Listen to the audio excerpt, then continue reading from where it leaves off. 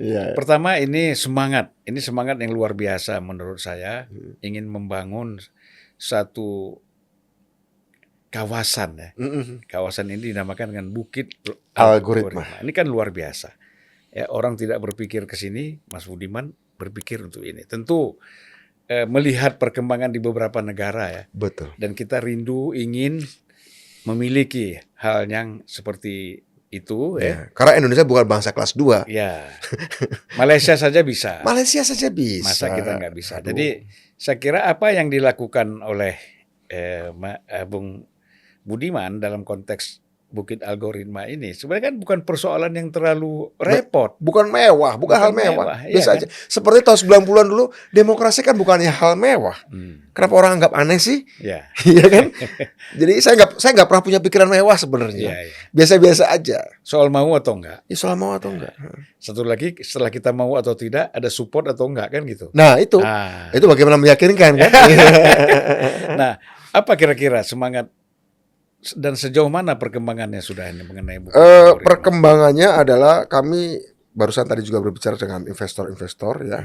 Kita bicara soal satelit, kita bicara soal fertilizer, udah bicara renewable energy, pupuk, satelit dan energi terbarukan. Jadi kita akan prioritaskan di sana.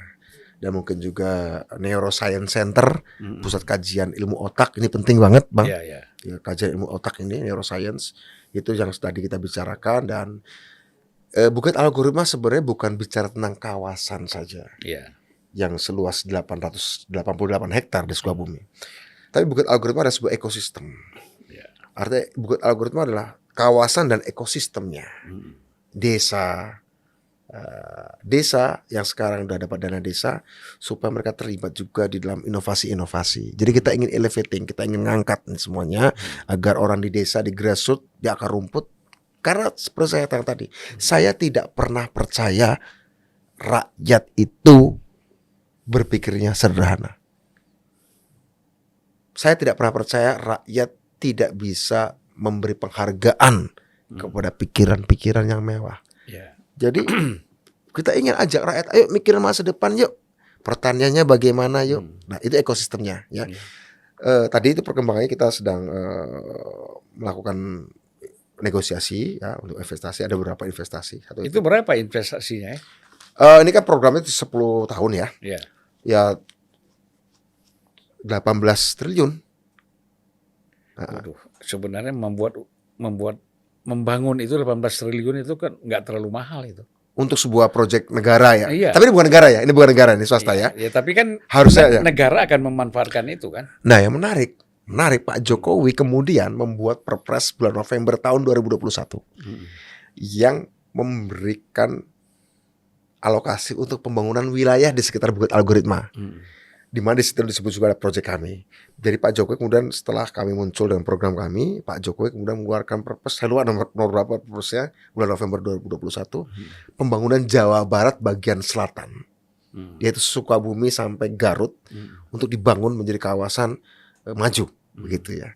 Dan kami ada di tengah-tengah situ. Ya, tentu saja ini adalah sebuah respon negara bahwa ada visi untuk membangun Jawa Barat bagian selatan yang selalu tertinggal untuk menjadi kawasan industri maju.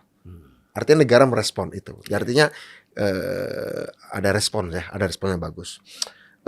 Kalau tujuannya apa? Tujuannya saya katakan tadi ini berkait dengan orang Indonesia harus diajak berpikir masa depan supaya mereka tidak terpenjara oleh persoalan-persoalan masa kini saja yang sifatnya transaksional atau tidak tersandera oleh masa lalu yang sifatnya halusinatif. Jangan halusinatif ke masa lalu ya. Jangan terpenjara oleh transaksi masa kini.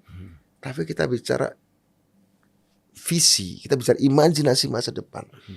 Karena begini, Bang Zulfan, orang yang tidak menyadari potensi manusia, orang itu berbahaya. Karena dia anggap manusia lain akan berhenti berpikir. Itu bahaya sekali. Apalagi di era hari ini. Di era hari ini kalau kita tidak percaya bahwa manusia bisa berpikir maju, itu sudah beban, akan jadi beban, Ya. akan jadi beban sejarah, begitu. Dan bahaya sekali, ya kan? Konflik di tengah-tengah itu juga semakin melebar, semakin luas ya. Ya akhirnya mereka akan rebutan Eh, kue yang makin dikit. Iya. Kalau dulu orang rebutan tanah yang makin dikit, ini akan rebutan pengetahuan makin dikit. Kalau pengetahuan berkembang, dia nggak mau berkembang ke pengetahuannya. Maka pengetahuannya lama terus digerus makin dikit, rebutan, maka tafsirnya makin banyak. Akhirnya kemudian ketika pengetahuannya nggak bisa ditafsirkan lagi, yang kita tafsirkan orang lain.